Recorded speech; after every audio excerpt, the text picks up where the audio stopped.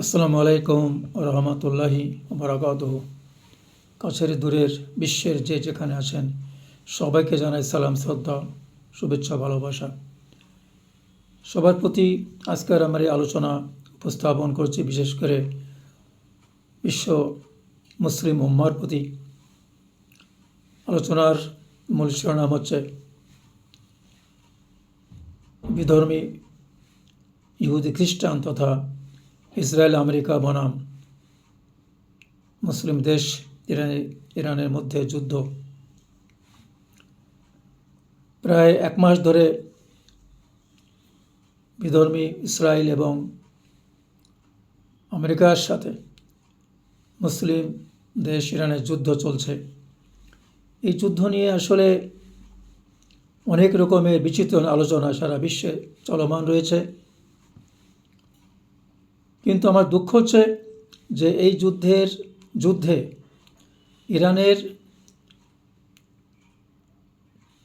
ইরানকে নিয়ে যে সমালোচনা আলোচনা হচ্ছে সেই প্রসঙ্গে।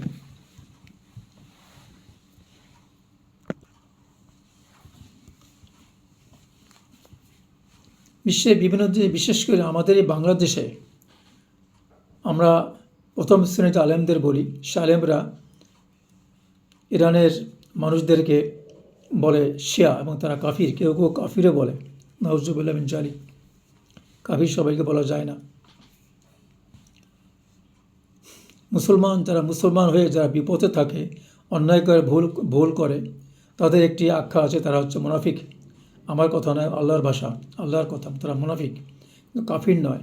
কাফির হচ্ছে যারা কোরআন হাদিসকে সরাসরি অস্বীকার করে, কোরআন হাদিস, আল্লাহ একত্ববাদ এবং মহানবী রাসূল সাল্লাল্লাহু আলাইহি সাল্লামকে অস্বীকার করে, তারাই হচ্ছে কাফির। কিন্তু ইরান তা করে না।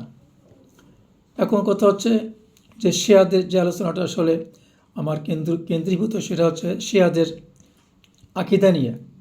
শিয়াদের আকীদা নিয়ে যে কথা বলা হচ্ছে, এবং যুদ্ধের ক্ষেত্রে সারা বিশ্বের সমস্ত মুসলমান জাতি যেখানে খ্রিস্টান ইহুদিদের আগ্রাসন ধ্বংস হয়ে যাচ্ছে, তার রাহবার হিসেবে, তার রক্ষক ও ভক্ষক হিসেবে, তার রক্ষক হিসেবে আল্লাহ রাব্বুল আলামিন ইরানকে এগিয়ে দিয়েছে। সেদিকে না গিয়ে তাদের আকীদা নিয়ে আমাদের বিভিন্ন দেশ, বিশেষ করে আমাদের বাংলাদেশে অনেক সমালোচনা চলছে, বিশেষ করে এক শ্রেণী আলেমদের, এবং শুধু এক শ্রেণী আলেম নয়, বাংলাদেশের প্রথম শ্রেণী আলেমদের।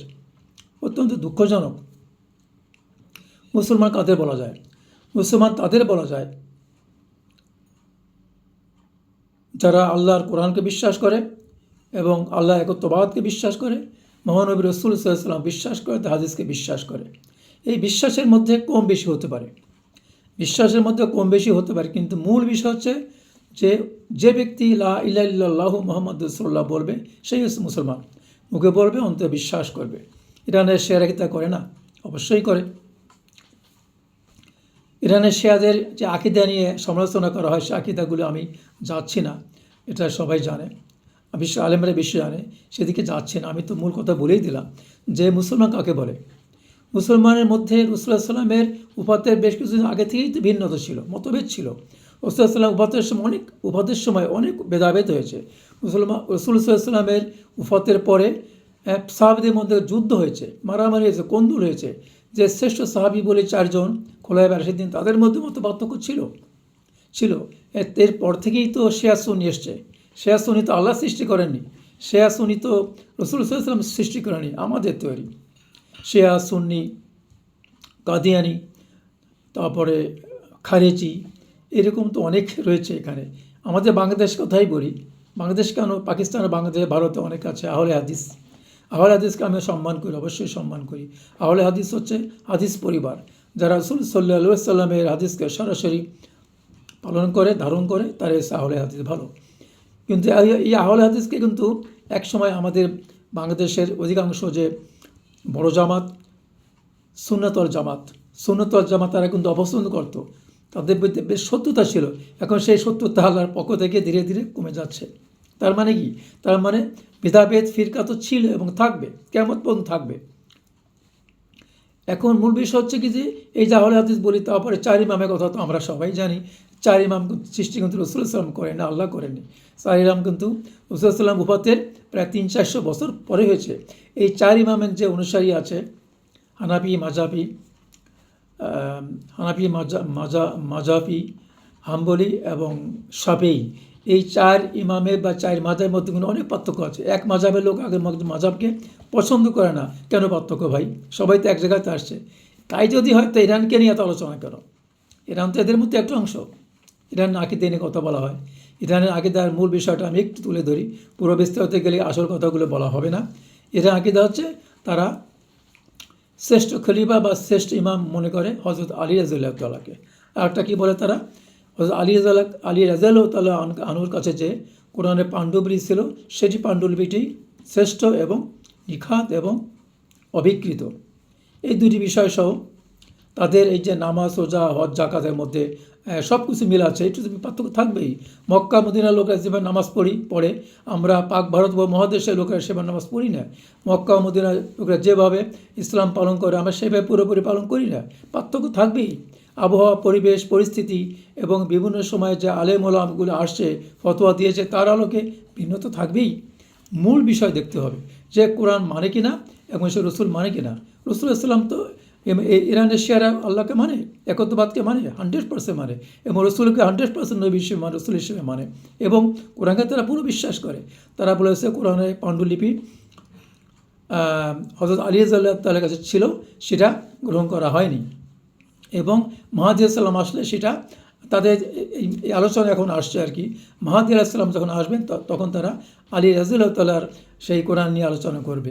এই থাকতে পারে, এরা তো এবার মতো থাকতে পারে, কিন্তু সেটা কি কার্যকর হবে? মূল বিষয় রাসূল সাল্লাল্লাহু আলাইহি ওয়াসাল্লাম কী বলেছে সেটা থাকতে হবে, একটা জিনিস। আর হচ্ছে এই যে ইরানের শিয়ারা, এরা কিন্তু বর্তমান কোরআন নিয়েই কিন্তু আছে। ওরা কি আলী রাদিয়াল্লাহু তাআলা কোরআন নিয়ে আছে? নো, তারা এই কোরআন নিয়ে আছে, কোরআনকে বিশ্বাস করে, কোরআনকে নিয়েই জীবন ধারণ করে। আর হাদিসের ব্যাপার তারা একইভাবে আমরা যা পালন করি তারাও পালন করে। ওই আগেই বললাম, মতভেদ ফিরকা থাকতেই পারে। আমাদের সুন্নাত ওয়াল জামাতের মধ্যেও তো মতভেদ আছে এই হাদিস নিয়ে।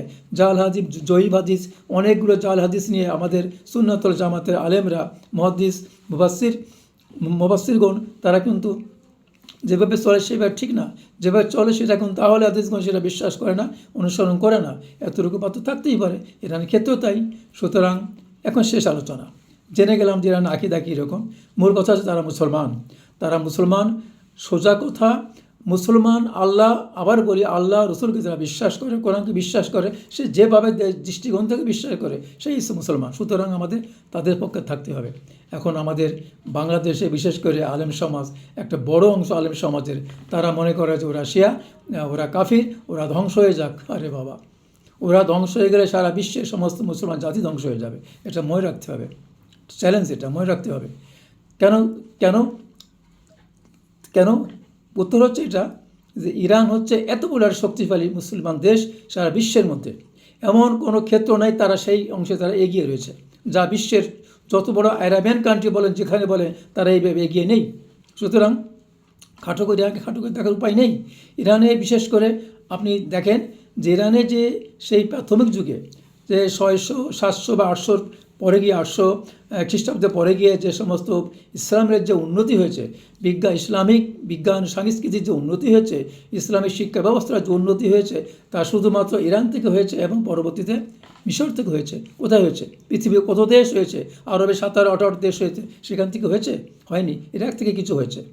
সুতরাং বড় বড় কথা আমরা বলতে পারি, কিন্তু আমরা ইতিহাস জানবো না, আমরা ইসলামের সংস্কৃতি শিক্ষার ক্ষেত্রে কোন দেশ এগিয়েছিল, তাদের ভূমিকা কত বেশি ছিল, তা আমরা জানবো না। বেশ সমালোচনা আমরা করে শুরু করলাম। This is not good.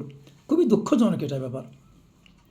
আল্লাহ রাব্বুল আলামিন কোরআনের ভাষায় আল্লাহ বলছে যে, আল্লাহ ভাষাটা এমন আসছে, আমি একজন ছোটোখাটো মৌলবী শ্রেণীর একজন মুসলমান ব্যক্তি, আমি এতটুকু কোরআন চর্চা, হাদিস চর্চা করে বুঝি যে আল্লাহ রাব্বুল আলামিন কিন্তু খ্রিস্টানদেরকে ভালো বলেছেন ভালো। তারা যদিও আমাদের সত্য বলেছে, খ্রিস্টান ইহুদি, কিন্তু আল্লাহ কিন্তু কোরআনে বিভিন্ন জায়গায় খ্রিস্টানদেরকে ভালো বলেছেন, ইহুদিদেরকে ভালো বলেছেন, এবং তাদের পুরস্কারও আছে। আমরা এক গদবাধা কথা বলবো খ্রিস্টান ইহুদি সবাই জাহান্নামে যাবে না, কোরআন এই কথা লেখা নেই। কোরআনে এই কথা ঢালাওভাবে লেখা নাই যে সমস্ত খ্রিস্টান এবং ইহুদি জাহান্নামে যাবে, নেবার, আল্লাহ তা বলেনি। সুতরাং আপনি একটা মোশেকও, আল্লাহ সবচেয়ে বড় সত্য মোশেক, মূর্তি পূজাকারী, তাদেরও আল্লাহ তাআলা যাকে ভালো বলেছে তাদের পুরস্কার আমরা দুনিয়াতে দিয়ে থাকি, কিন্তু পরকালে তাদের স্থান নেই। সুতরাং আপনি কেন খারাপ বলবেন? মুসলমানকে যদি কোনো একজন খ্রিস্টান বা ইহুদি বা ধরলাম মুশরিকই সাহায্য করে, ওই সাহায্যের আপনার মনে রাখতে হবে। আপনি ঢালাভাবে বলে যাচ্ছেন ইরানের সমস্ত শিয়া কাফির, তাদেরকে সাহায্য করা যাবে না, তাদের থেকে ভালো কারা? ইহুদি খ্রিস্টান ভালো, মুনাফিকরা ভালো, তত হলো না ভাই। মুনাফিকদের তো আল্লাহ বলেছেন মুনাফিকরা জাহান্নামে নিম্ন স্তরে থাকবে। এবং আমি মনে করি আরবের যে দেশগুলি আছে অধিকাংশ দেশের সরকার, নট দ্য পিপলস, জনগণ নয়, বাট বেশিরভাগ দেশের সরকারগুলি মুনাফিক সরকার। রাজতন্ত্র করে আর এরা খ্রিস্টান ইহুদের কাছ থেকে ম্যান্ডেট নিয়ে তারা দেশ চালাচ্ছে, তাদের সঙ্গে চুক্তি করছে অন্যায়ভাবে, তাদের বন্ধু বানিয়েছে, যেটা কোরআন অনুযায়ী হারাম হারাম হারাম। আর তারা সেই দেশে বড় বড় স্থাপনা, সামরিক স্থাপনা তৈরি করে সেই দেশ থেকে লক্ষ লক্ষ কোটি কোটি টাকা নিয়ে যাচ্ছে, আমেরিকা নিয়ে যাচ্ছে, ফ্রান্সে নিয়ে যাচ্ছে। সেদিকে খবর নেই। ইসলামী সংস্কৃতি, ইসলামী শিক্ষা সংস্কৃতিকে তারা তিলে তিলে ষড়যন্ত্রের মাধ্যমে ধ্বংস করে দিচ্ছে আরব দেশগুলিতে, সেদিক খেয়াল নাই। খেয়াল আছে শুধু শিয়ারা কাফির, তাদেরকে সাহায্য করা যাবে না। নাউজুবিল্লাহ। শেষ কথা হচ্ছে ইরানের যে শক্তি সামর্থ্য আছে এটা আমাদের দরকার। ইরানের যে সামরিক শক্তি আছে, যে বিজ্ঞান সংস্কৃতি, যে সাহিত্য আছে, সেটা কিন্তু পৃথিবীর কোনো দেশে নাই। আগেই বলেছি ইরানের যে সামরিক শক্তি আছে বলেই, ইরানের সামরিক শক্তি এত আকাশ প্রায় আলহামদুলিল্লাহ আছে বলেই কিন্তু পশ্চিমা বিশ্বসহ আমাদের যে বিধর্মী শত্রু আছে তারা কিন্তু মাথা তুলে দাঁড়াতে পারেনি, আমাদের খাটো করে দেখতে পারেনি। এবং যদি ইরানের এই শক্তি না থাকতো এতদিনে আমি মনে করি যে আরব দেশগুলি প্যালেস্টাইনকে শেষ করেই দিয়েছে। আরব দেশগুলি ওই আমেরিকা এবং তার যারা তাদের যারা মিত্রবাহিনী আছে এতদিন গিলে খেত, শুধু ইরানের জন্য পারেনি। ইরান কম বেশি ইসলামী স্বার্থে আঘাত করলে ইরান এগিয়ে আসবে। তাদের মনে বদ্ধমূল আছে। আর ইরান যদি দুর্বল থাকতো, অন্য আরব দেশে দুর্বল থাকতো, তাহলে কী করতো? ওইটাই হতো, গিলে খেত। এদিকে খেয়াল নেই আপনার। এখানে বসে আপনি সব তাদের কাফির বানাচ্ছেন, তাদের পক্ষে যাচ্ছেন না। আবার বলি, যুদ্ধ খুব কঠিন অবস্থা চলছে। এই যুদ্ধের জন্য সারা বিশ্বের অবস্থা খুবই নাজুক খারাপ অবস্থা যাচ্ছে। ইরানের হাজার হাজার মানুষ, হাজার হাজার বাড়িঘর ধ্বংস করে দিচ্ছে ইসরায়েল এবং আমেরিকা বাহিনী। গোপনে হয়তো চীন এবং রাশিয়া ইরাকে পিছন থেকে সাহায্য করছে, কোনো একটা মুসলিম দেশ ইরানের পাশে দাঁড়ায়নি। এমনকি শক্তিশালী পাকিস্তানও না, আমাদের বাংলাদেশ সরকার নীরবে আছে। আমি জানি না কোনো ভূমিকা তার আছে কিনা, কিন্তু কোনো আলোচনা দেখি না। অন্তত মানবিকতার খাতিরে, অন্তত মুসলিমের খাতিরে, ইরান তো মজলুম, ইরান মানবিকভাবে ইরান তো যুদ্ধ করেনি, যুদ্ধ চাপিয়ে দিয়েছে। তার যুদ্ধ আগ্রাসন তারা শুরু করেছে, আমেরিকা তার উপর, ইসরায়েল তার উপর। ইরান তো প্রথম যুদ্ধ করেনি। এদিক থেকে তারা কি মজলুম? মানবিক দিক থেকে, মুসলিমের আর্তনাদের দিক থেকে চিন্তা করে আমাদের ইরানের পাশে দাঁড়ানো উচিত। কিন্তু আমাদের দেশের রাজনৈতিক দলগুলো কী করছে আমি জানি না। তো একটি ইসলামী দল বাদে আর সবাই নীরব চুপচাপ হয়ে ঘুমিয়ে আছে। আল্লাহ হিদায়াত করুক। সরকারের অবস্থা একই রকম, সরকারের কোনো ভূমিকাই নাই, কোনো আলোচনা নেই, কোনো বিবৃতি নেই, কোনো প্রতিবাদের ভাষা নাই। খুব দুঃখজনক। কঠিন সময় কিন্তু আসছে, আখিরাত খুবই সামনে। আখিরাত প্রত্যেকের কাজের জন্য আমাদের জবাবদিহি করতে হবে। শুধু আপনি দোয়া করবেন, দোয়া করে কিন্তু রাসূল সাল্লাল্লাহু আলাইহি ওয়াসাল্লাম ইসলাম কায়েম করেনি। রাসূল সাল্লাল্লাহু আলাইহি ওয়াসাল্লাম তার জীবদ্দশায় ১০০টি যুদ্ধের মধ্যে ২৭টি যুদ্ধের সরাসরি নেতৃত্ব দিয়েছেন। যদি দোয়াই কাজ হতো তো রাসূল সাল্লাল্লাহু আলাইহি ওয়াসাল্লাম কখনোই আপনি শুধু দোয়াই থাকতেন, যুদ্ধ করতেন না। মনে রাখতে হবে, শুধু দোয়া করিয়ে ইরানের জন্য হবে না। ইরানের জন্য আপনারা আমাদের বাংলাদেশ সহ বিভিন্ন দেশ থেকে আমাদের কী করতে হবে? সংগ্রাম করতে হবে, আন্দোলন করতে হবে, মিছিল করতে হবে, প্রতিবাদ জানাতে হবে, যেটা বিভিন্ন মিডিয়ায়, সারা বিশ্ব আন্তর্জাতিক মিডিয়ায় সেটা স্থান পাবে। সবাই জেগে উঠবে, সমস্ত মুসলমান জাতি জেগে উঠবে। আমাদের আল্লাহ সবাইকে তৌফিক দান করুন। আমাদের ভুল থেকে আল্লাহ তাআলা বেরিয়ে আসার তৌফিক দান করুন। ইরান মুসলমান, তাদের আকীদাগত ভুল থাকুক, সমস্যা নেই, কিন্তু তারা মুসলিম, তারা মানবিক দিক থেকে তারা বিপর্যয়ের মধ্যে আছে। সারা বিশ্বের সব খ্রিস্টান ইহুদি শক্তি, বিশেষ করে আমেরিকার আগ্রাসনী শক্তি এবং ইসরায়েল সারা বিশ্ব থেকে মুসলমানকে নিশ্চিহ্ন করতে চায়। বিশেষ করে তারা ইরানকে যদি বিশ্ব থেকে নিশ্চিহ্ন করতে চায়, মুসলমান জাতি আর মাথা তুলে দাঁড়াতে পারবে না। এটা মাথায় মনে রাখতে হবে। আল্লাহ আমাদের সবাইকে সঠিকভাবে ধর্ম বোঝার তৌফিক দান করুন এবং ধর্মীয় বিধিবিধান পালনের মাধ্যমে, আমলের মাধ্যমে সঠিক দায়িত্ব পালন করার তৌফিক দান করুন। সবাই ভালো থাকুন, সুস্থ থাকুন। ইরান জিন্দাবাদ, মুসলিম উম্মাহ জিন্দাবাদ। আসসালামু আলাইকুম ওয়া রাহমাতুল্লাহি ওয়া বারাকাতুহু।